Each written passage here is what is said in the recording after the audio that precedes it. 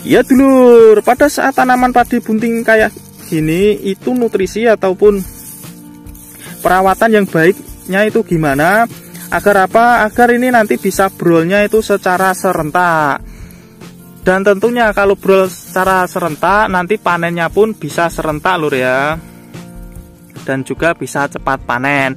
Nah, untuk itu semua nutrisi apa yang baik? Nah, kali ini kita akan membandingkan lur ya, antara nutrisi satu dan yang lain itu bagus yang mana dan plus minusnya itu apa, agar sedulur semua itu bisa tahu mau pilih yang mana. Ya dulur, tak usah berlama-lama, yuk langsung simak di dalam videonya dulur. Monggo mampir. Assalamualaikum dulur, berjumpa lagi ya di channel kita, channel petani muda lur ya. Ya dulur, aku mau ngucapin terima kasih bagi sedulur-sedulur yang sudah subscribe. Bagi sedulur-sedulur yang belum subscribe, aku minta tolong lur ya, minta tolong di subscribe. Salam tani muda, salam tani milenial. Ya dulur, di depan kita ini adalah tanaman IP32 yang sekarang sudah mulai memasuki bunting. Buntingnya di sini ada yang tua dan ada yang muda lur ya. Kalau kayak gini, ini masih pertengahan lur antara tua dan muda. Kalau kayak gini sudah mau brol kayak gini, ini hitungannya bunting tua lur, tinggal nunggu brolnya.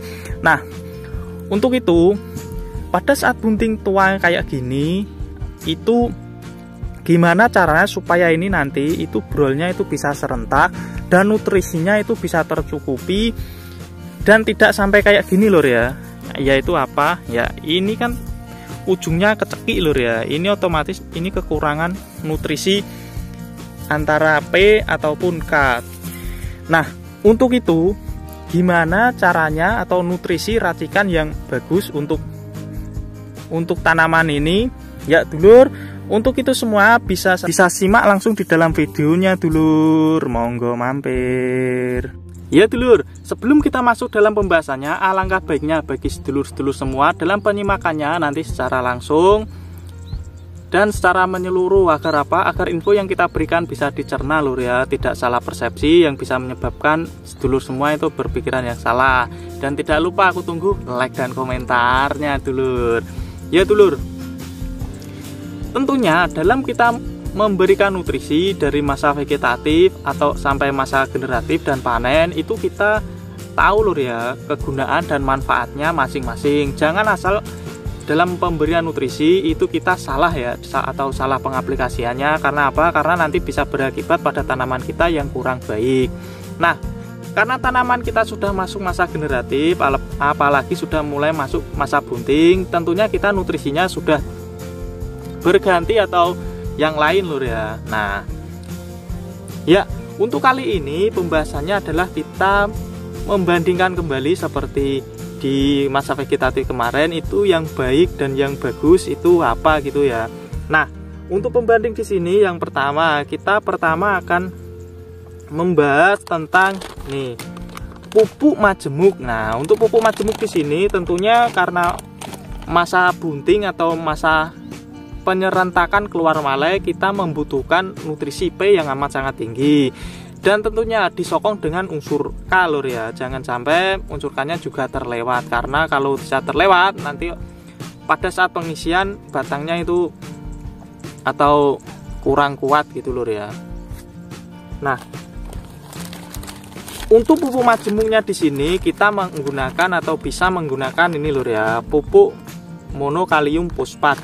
Di mana pupuk monokalium fosfat di sini dengan unsur kandungan P-nya amat sangat tinggi, yaitu 52%, dan unsur K-nya atau kaliumnya itu 34%. Di mana unsur P di sini ini bertujuan untuk merangsang proses pembentukan bunga ataupun buahnya, terus juga proses perangsangan dari pembentukan batangnya. Nah, dalam proses pembentukan itu tadi tentunya kita juga membutuhkan unsur K, karena kalium kan membantu lur ya, atau melengkapi dari prosesnya itu tadi. Nah, untuk pengaplikasiannya itu bisa ditonton lur ya di video tahun-tahun kemarin. Terus untuk MT pertama kemarin kita juga masih menggunakan pupuk ini atau pupuk MKP ya. Nah, Karena kita dalam penggunaan pupuk MKP, karena ini pupuk majemuk, tentunya kita tambahin dengan pupuk pelengkapnya lur ya. Karena apa?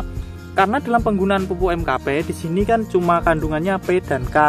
Kalau kita cuma mengaplikasikan ini dan tidak ada unsur pendukungnya atau mikronya, nanti tanaman yang rentan gitu lur ya, atau kekurangan nutrisi mikro itu ya akan terganggu lur ya. Jadi dalam pengaplikasian sekalian aplikasi itu bisa ditambahi dengan pupuk boron ini lur ya, boron ataupun magnesium. Kalau kita menggunakan pupuk boron lur ya, karena di dalam pupuk boron ini itu juga ada plus mikrona yang lain, juga ada magnesiumnya. Nah, untuk pupuk pembanding yang kedua, di sini kita menggunakan atau pembandingnya adalah pupuk ini lur, yaitu pupuk NPK 16 yang TE atau plus unsur mikronya. Dan di sini ini sebenarnya digunakan atau dikhususkan untuk pupuk tabur ataupun pupuk kocor. Tapi karena kita pengen mengirit biaya atau peminimalan ya, peminimalan dalam pengeluaran modal, jadi kita menggunakan pupuk ini. Pupuk ini kandungannya adalah NPK 1616, yaitu seimbang, dan unsur plusnya atau TE-nya adalah boron dan Zn atau zinc. Terus untuk pengaplikasiannya ini bisa diaplikasikan di usia awal atau vegetatif sampai panen. Tapi ada tapinya lur ya. Kalau pada saat masa kayak gini bunting, itu kita harus menghilangkan unsur N-nya ini lur ya. Terus gimana cara kita menghilangkannya? Untuk menghilangkan N-nya ini kita melakukan treatment, yaitu kita rendam dulu dengan air panas lur ya, sebelum kita gunakan pupuk ini. Ini bertujuan untuk apa? Namanya nitrogen itu biasanya kalau dicairkan dulu dia itu menguap lur. Nah, jadi kita tujuannya dengan menyairkannya dulu adalah menghilangkan unsur nitrogennya itu tadi ya. Ya. Terus kita juga melengkapinya lur ya. Kalau kita cuma menggunakan ini itu tidak bisa. Karena apa? Karena kalau kita cuma mengaplikasikan ini dikhawatirkan nanti tanamannya itu bisa OD, bisa over, atau bisa terbakar itu daunnya ya. Jadi kita tambahin ini pupuk asam amino super. Pupuk asam amino super ini adalah mengcover dari pupuk NPK ini ya, pupuk NPK yang TE untuk diaplikasikan spray. Dan di sini juga ada unsur plus-plusnya karena ini kan super lur ya. Nah, untuk tahun depan kita sudah tidak menggunakan ini lagi lur, tidak menggunakan pupuk ini ya, bocoran ini.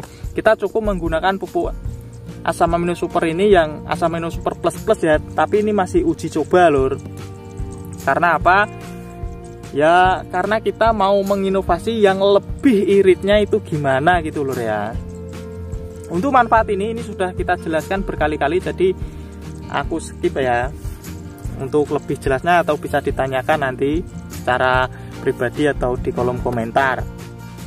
Nah dulur, ini tadi lur ya perbandingan kita menggunakan ini pupuk MKP atau monokalium fosfat dan juga menggunakan pupuk NPK 16 yang TE, dimana dalam penggunaan kedua pupuk ini itu pasti ada plus minusnya, tergantung dulur semua ya pengennya itu gimana, atau mau mencoba keduanya nanti dibandingkan di lahannya sendiri itu malah lebih bagusnya lur ya, karena biar tahu gitu apa itu kebutuhan tanamannya atau di lahannya itu apa.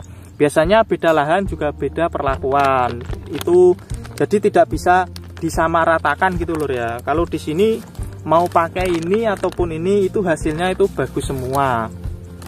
Kalau soal harga ya bisa hitung-hitungan sendiri gitu lur ya. Hehehe. Ya dulur, aku cukupin sampai di sini. Bagi sedulur-sedulur yang belum jelasnya bisa ditanyakan di kolom komentar. Tidak lupa aku minta tolong like-nya dulur. Salam tani muda, salam tani milenial. Assalamualaikum.